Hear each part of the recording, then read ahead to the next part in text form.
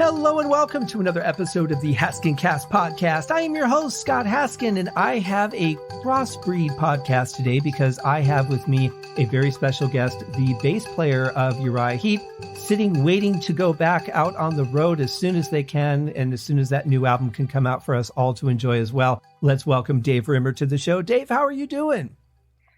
Hey, Scott, fine. Doing really well under the circumstances we've all been under. Yeah. But yeah, trying to stay positive, and we've got lots of things, ready.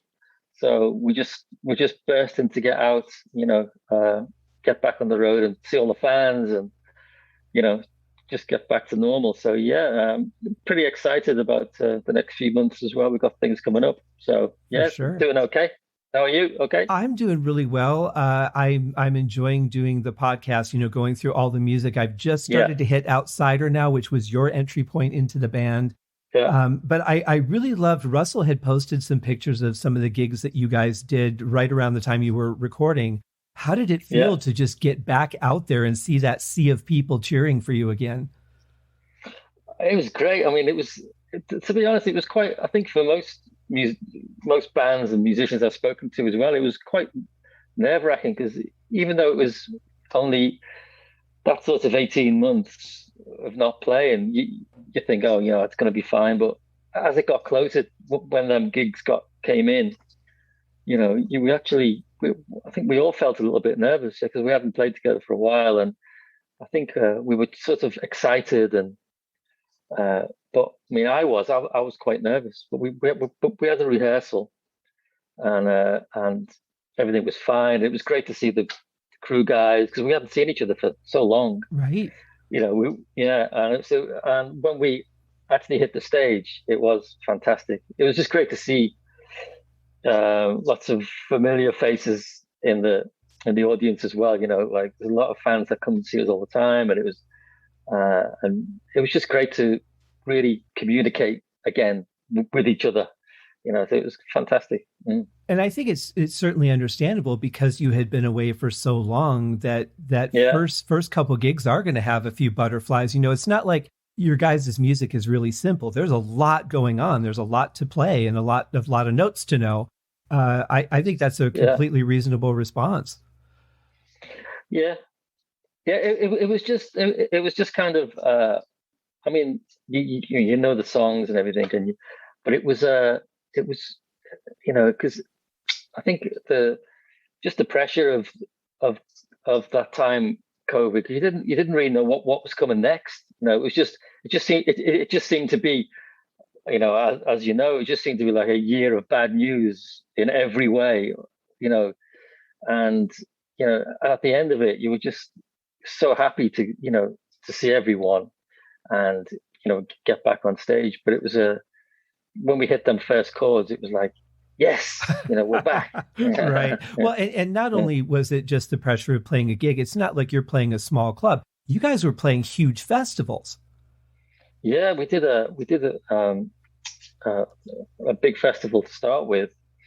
Like I think it was on a mountain in Wales. It was a brilliant festival. And that was really exciting to do.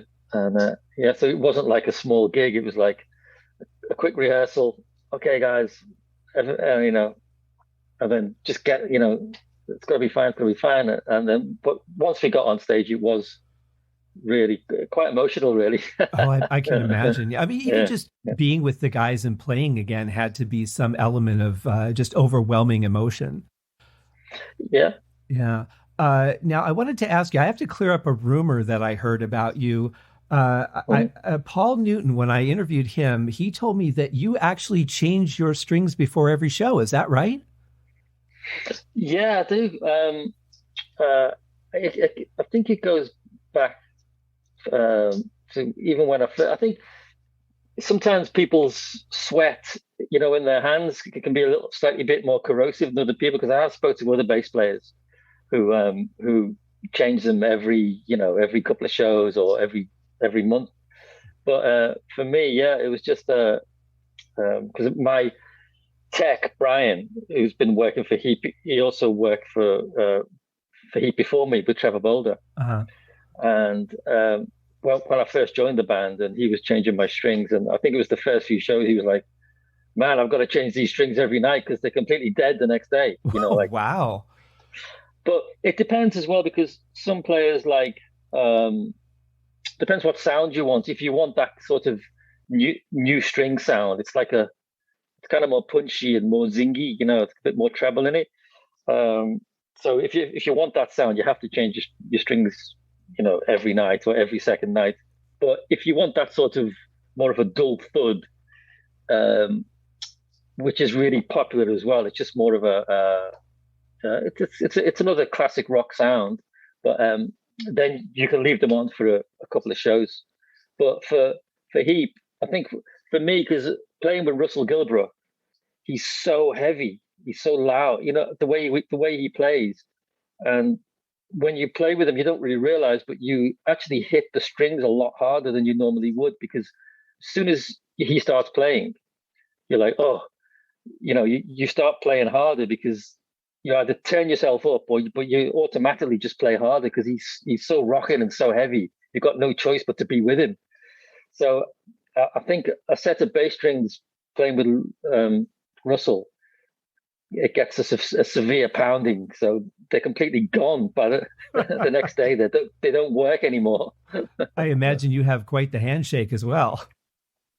Yeah, well, not really. It's just it's just the intent because the intensity he plays at. Because a lot of times you'll play with different drummers on your life, and your different bands, and you play along, and you obviously with a bass player you play along with the drummer. And I remember when the first time I played with Rusty, I was like, whoa, he's like, you have no choice but to be with him, and that means turn it up, and you instinctively start hitting the guitar harder, which starts to destroy your strings quicker than a normal set. So I'll have to challenge bass players, to play with Russell, and then you'll soon see the state of your strings after you've finished. Right. Well, that actually does make a lot of sense because you don't want to be drowned out. I think there's just that natural, you have to play up to the loudest player. But I was thinking, more along the lines of just never being able to break in a set of strings and get comfortable with them. But if you're used to playing with fresh strings all the time, then I guess that's what you get comfortable with.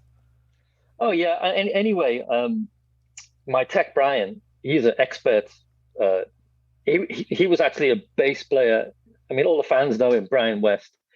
He was actually the bass player in Tigers of Pang Tang. Oh, if you remember them. Mm-hmm. And then he became a bass tech. He's tech with Status Quo, lots of bands, and he was Trevor's tech, and now he works for Heap. He's my tech, and Brian does it. He's got all these tricks for that.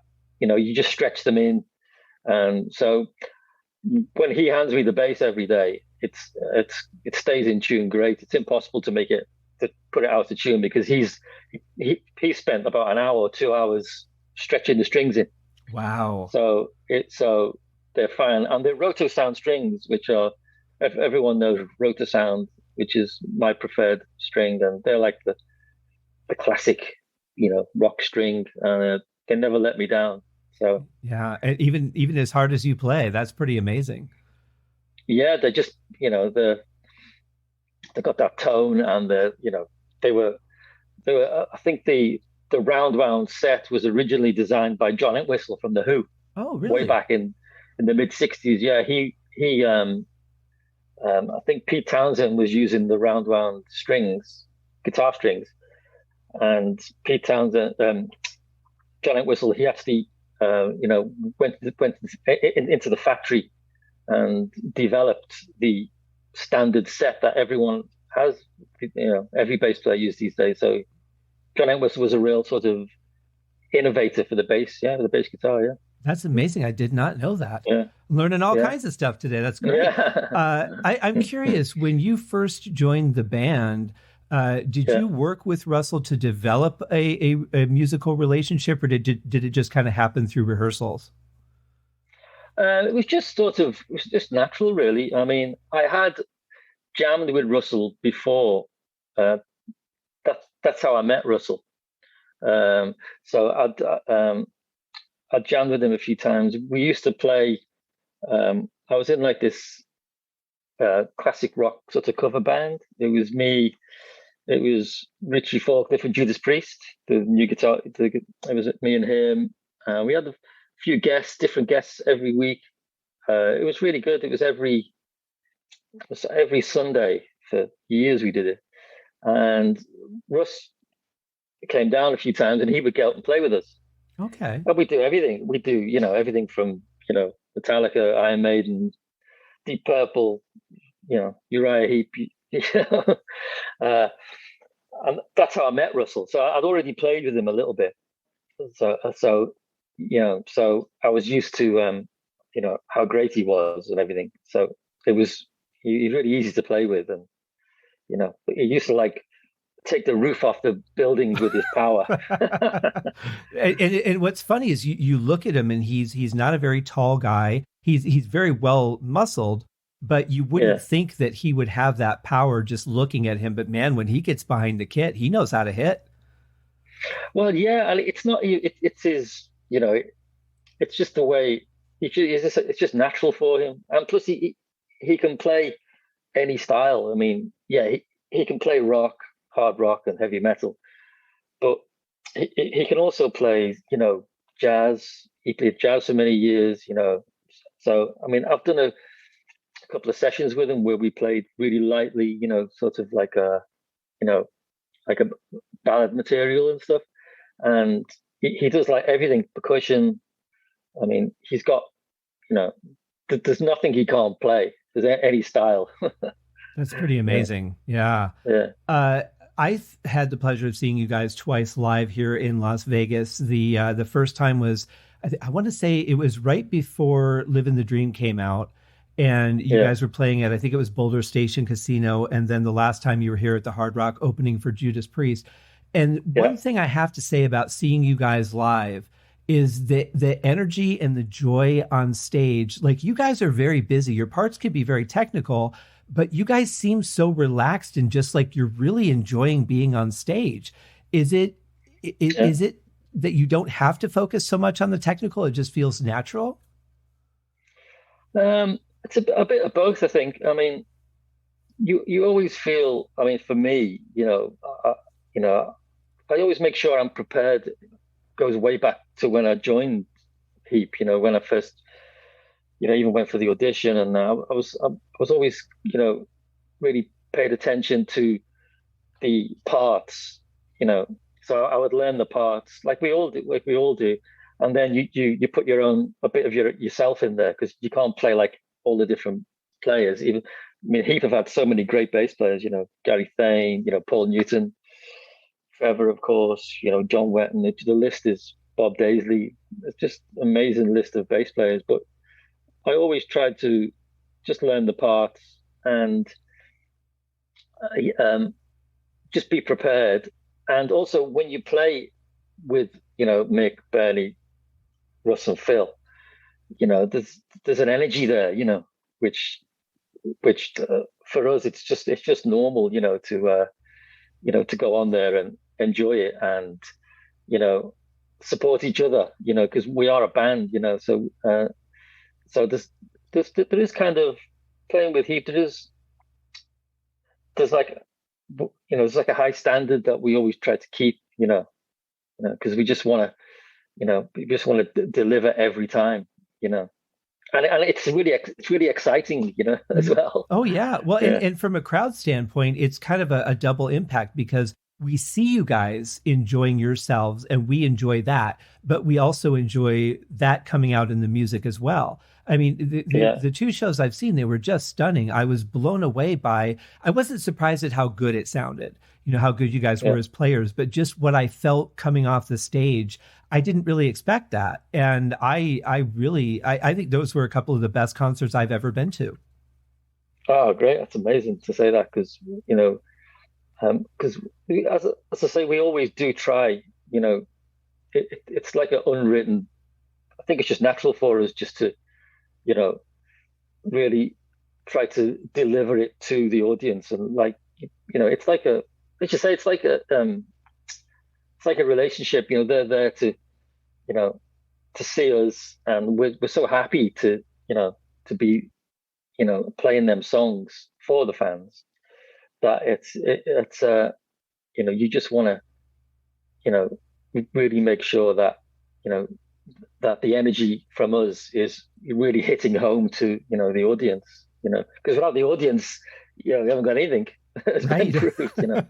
Yeah, yeah, Well, yeah, thinking back to your audition, joining a band is always a big thing, especially a well-established band, let alone such a yeah, historically established band like Heap. But yeah, looking at the work that you had to do as a bass player, because all of the bass players that you mentioned, yeah, they didn't just sit back and play root notes. I mean, they were very busy. yeah. Was that at all? Did you look at that and go, "This is going to be a fun challenge"? Well, yeah. I mean, I'd basically, that style of music was my favorite music anyway. You know, so since I was a kid, I was listening to that style of playing. You know, everything from Heat, Deep Purple, Queen. They were all sort of that was my music. So in that way, it was oh yeah, it was great. Because I thought, well, because it was me. It was definitely my style. So in that way, it was okay. And I was used to learning songs, because I'd had some lessons when I was a kid, but uh, the way I learned to play was the old, with the needle on the record and the needle, and going back and forth, but before the internet and that. So Right.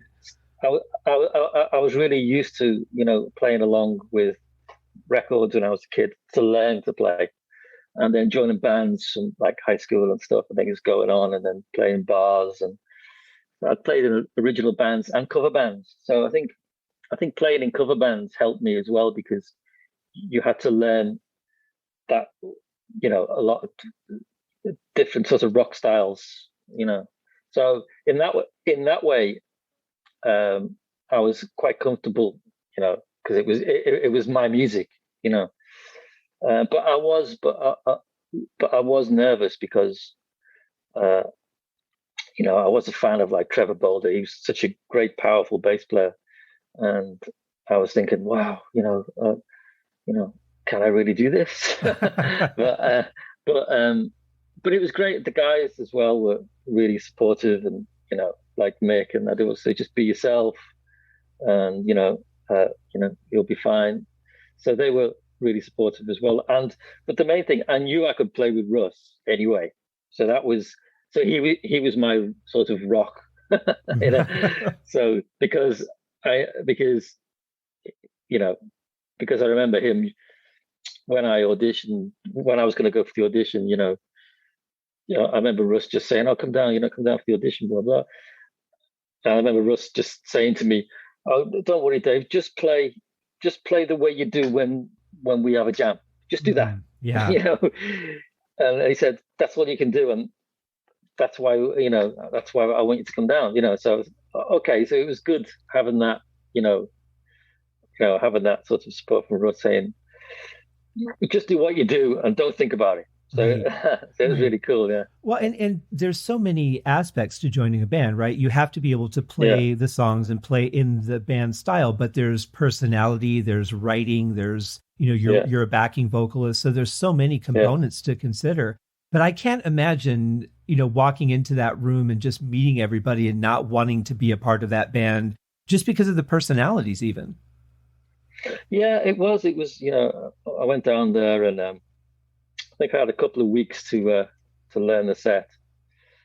So I was at home, um, and like I had a day job, you know, and I was going home at night with my headphones, and trying to learn set, and then go stuff like that. And I remember going down to the audition, and but obviously the guys are really, welcoming, because I think a few weeks before I went to see them, because they played in London, and uh, they had another bass player who was standing in, and then I was going to go down just a week after, And I remember them saying, "Oh, just come down, you'll be fine." And when I got there, yeah, they were, Mick and the guys, they were so friendly, and Brian, and also the tech Brian, he was Trevor's tech. He was helping me set up the gear and say, "Don't worry, just play, you'll be fine. Just play this." So, uh, and it was really nerve-wracking, but very welcoming as well.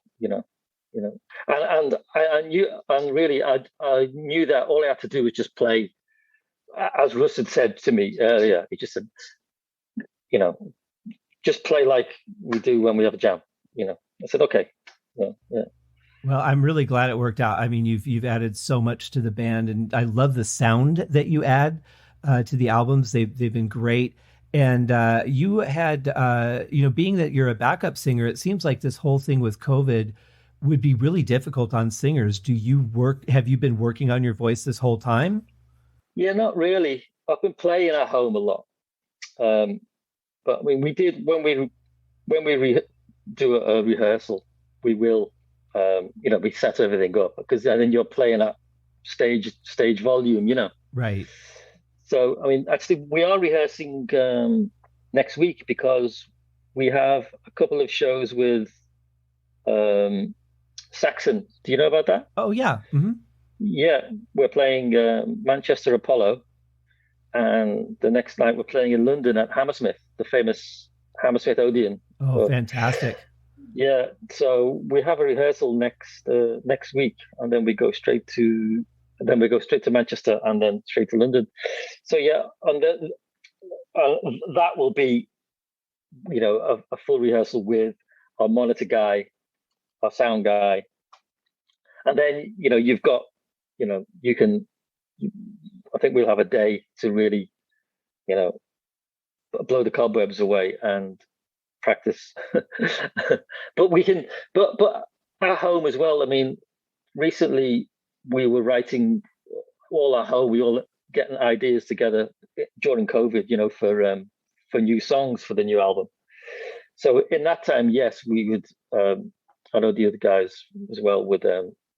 Were at home rehearsing, playing a bit of singing, just trying to keep everything ticking over because we had to go in the studio and make an album too. So right, exactly, yeah. yeah. Well, I'm certainly looking forward to the new album. I'm almost caught up to where you guys are at. Like I said, I'm just starting Outsider, those recordings tonight. I really think that one of the things about Heap is that the music is really honest, and I think that's one of the things that has kept the band interesting. I feel like so many things are like music that's written to be played on the radio, or, well, we're supposed to write this way, so we do. I really feel like he just writes what you guys write what you feel, and that's what makes the songs good. Yeah, I mean, I think the songs are, like the lyrical content and stuff like that. It's kind of uplifting Heap music. It's always like, let's just try and get through this, I mean, Right. but I mean, even before the COVID thing, yeah, there were always like songs of hope, and, uh, that's what I always found. Like, it's always been to me like a very uplifting band that goes way back, Oh yeah.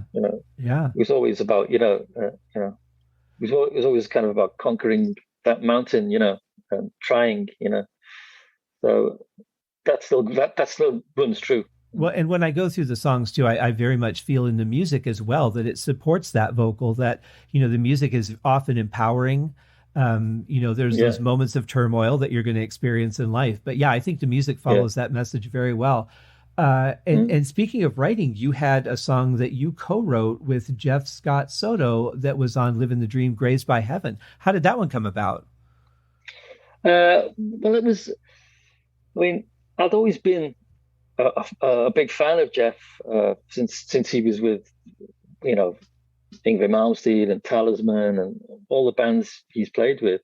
And I had met a friend of mine knew him, and I got introduced to him. It was years ago in London, and I just kind of stayed in touch with him.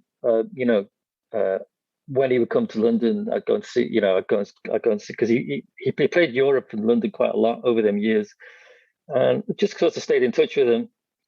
And when we were going to live in the dream, I had the song idea, riffs and stuff, and I wanted to, show the band a song that was sort of ready, so I could just say, "What about this, guys?" So I asked Jeff if he'd be interested. I sent it to Jeff and said, "Would you write with me?" And he loved the idea. He was like, "Oh yeah, Dave, sounds great,"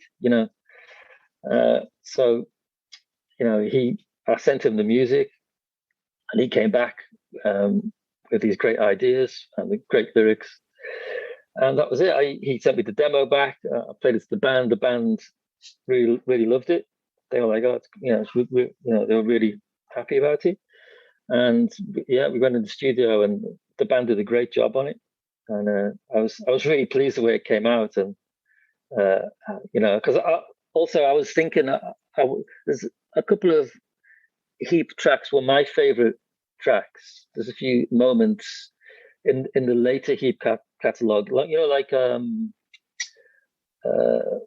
a song called "Between Two Worlds," which is off Sonic Origami, which I really like. The energy in that song. We used to play that a lot. And then there's another Heap album, "Wake the Sleeper," which is one of my favorite.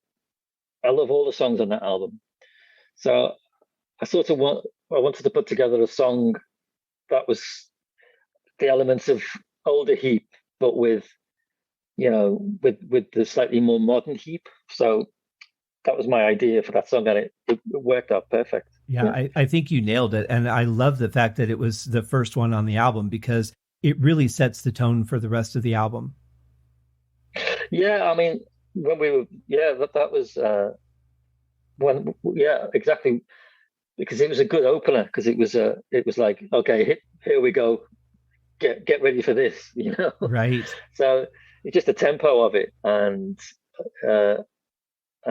again, it was really uplifting chorus, again thanks to Jeff, who's because Jeff is not only a great singer and frontman, he's a really great songwriter, which I always knew that, because I used to follow him for all them years. I was like a fan of his, and and he's also a Heap fan, so he knew exactly what to do. Oh, okay. So between us, we sort of nailed it. So we're both really happy, and the band were happy as well, because it just came out so well. But the band did a brilliant job, on the track as well.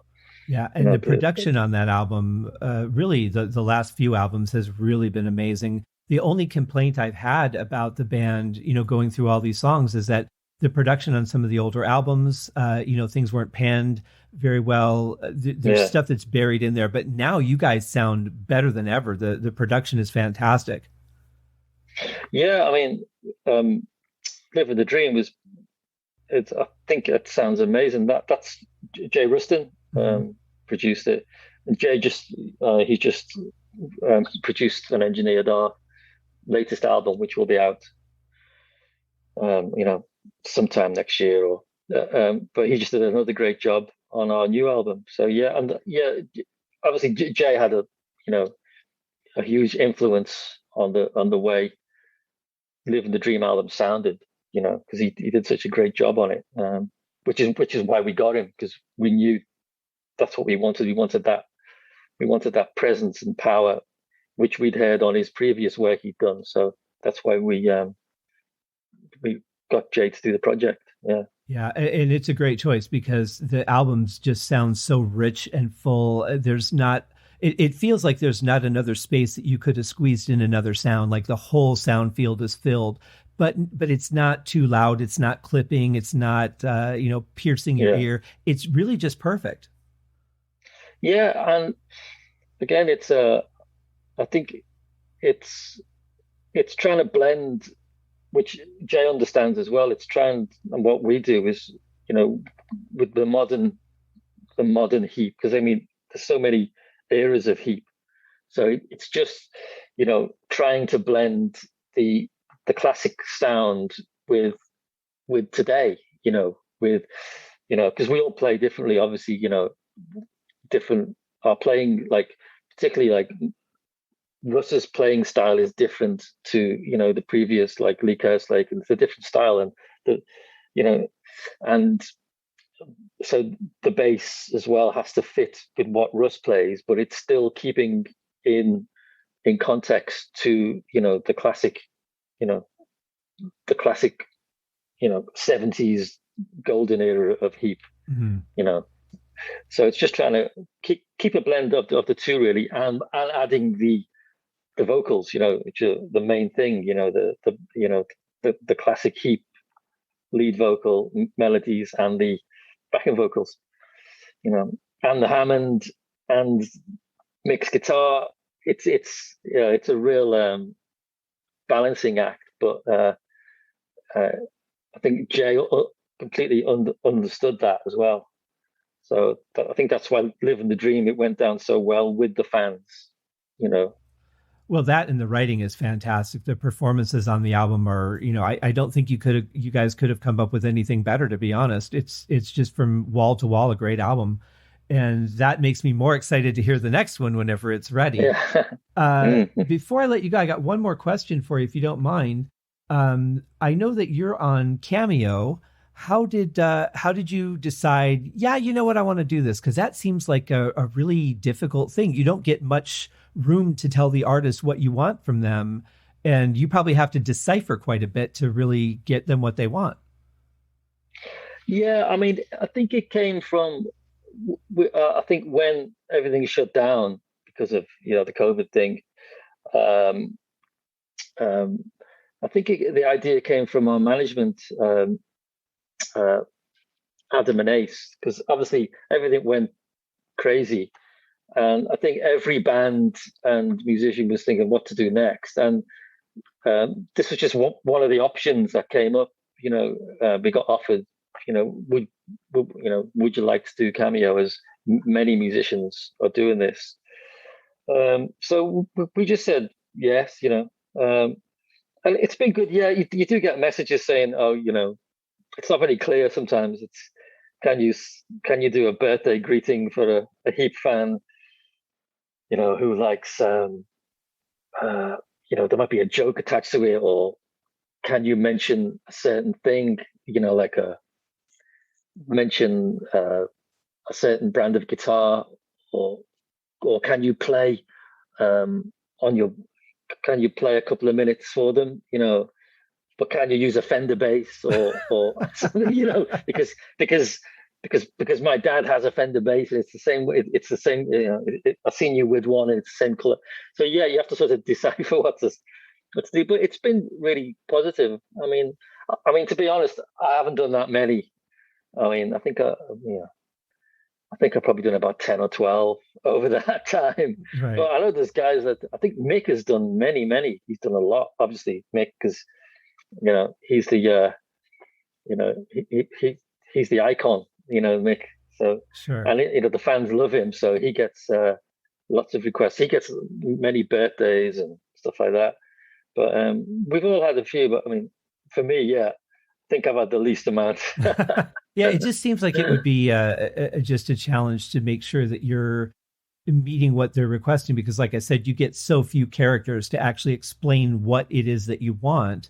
But yeah. I love that. I mean, of course, you've just got a Fender sitting around and an Ibanez and everything else they could possibly request, right? You just got it all in your house waiting.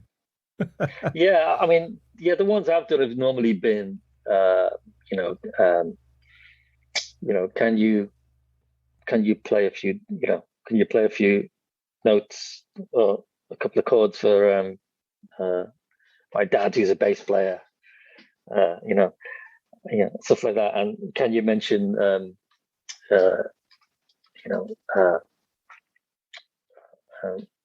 well, sometimes you get requested to, how did a certain song come together?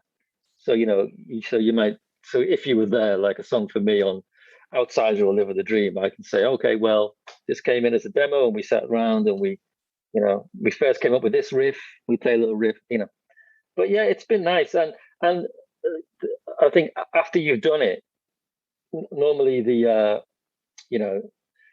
the person who requested it, they do you like a little review, which is nice. Oh yeah. So it's nice when they come back and say, "Oh, thanks so much. It was really, my brother or my friend was really happy with.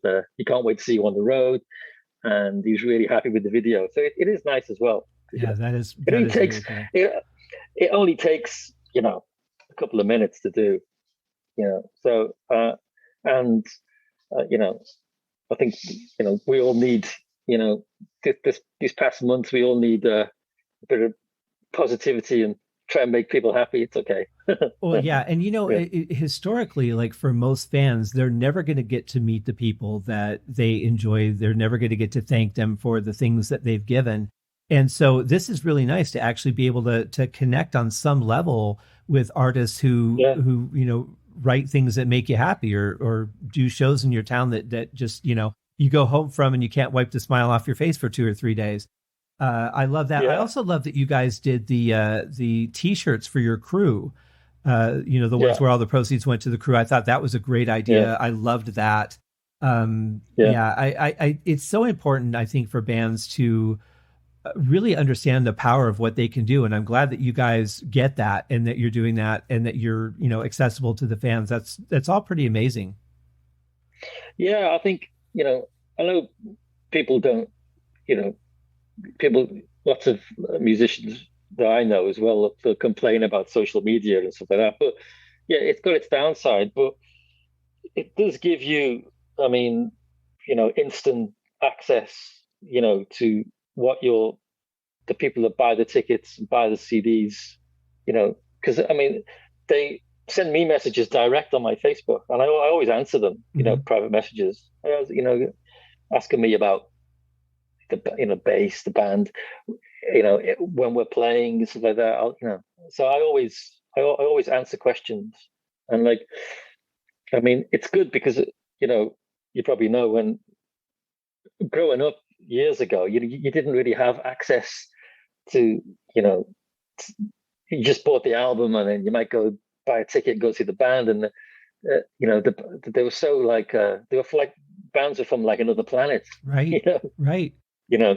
You may have a fan club, you join the fan club, and but I think the good thing about social media in that way is that you can have direct input from the fans, and it's true. And I remember when we did them shows in the summer after so long, you know, a lot of the people that sent me messages were at the front, like yeah, they say, oh, they sent me a message before saying, I'm going to be stage left. I'm going to be stage left, and then they would send me pictures. A lot of them send me, the pictures and stuff, and Yeah. it's nice, so you have a nice relationship with the fans.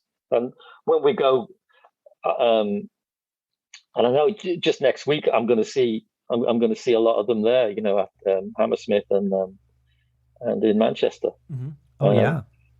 yeah, so it's been for Heap as well. I think it's important because um, you know being on tour for so many years. I mean, I know Heap have always had a strong relationship with the fans. Especially Mick all them years. Going around Europe and the world. You know, so it's always you know we always try to involve them and be available to them. Yeah. And you guys do a great job with that. And it's certainly better than the old days of waiting for the monthly Hit Parade magazine to come out so you could find out what your favorite bands were up to if they got mentioned. That's what I used to do. Yeah. Yeah, that's right. Yeah, that's exactly what I used to do. I used to buy all the magazines, and then I would join the fan club. And the fan club, they would send you like a magazine every 3 months or something. Maybe Right. you used to get three a year, from them bands. But Yeah, it was painful waiting, just hoping someday you're going to hear something. And then it comes in and you're like, all right, 3 more months, I'll get another one. yeah, it was just like it was just a different time. But Yeah. I think now you definitely get instant feedback, which is good. Like Yeah. Well, Dave, I can't thank you enough for taking some time out of your day to come and talk with me. It's really been That's okay. a great talk. I've really enjoyed it. I cannot wait for Yeah. the new album. I can't wait for you guys to come back to the States. I will take some pictures of you guys when you're playing here in Vegas for you. But thank you so much, and I wish you guys the best with the new album and everything. I mean, you guys are obviously a huge part of my life.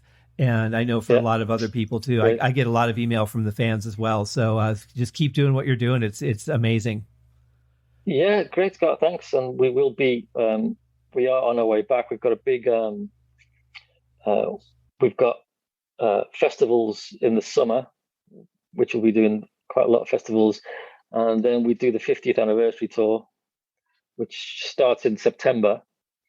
And hopefully, and then the new album is recorded and ready, so we just got to settle on a date, which is kind of out of our hands. But the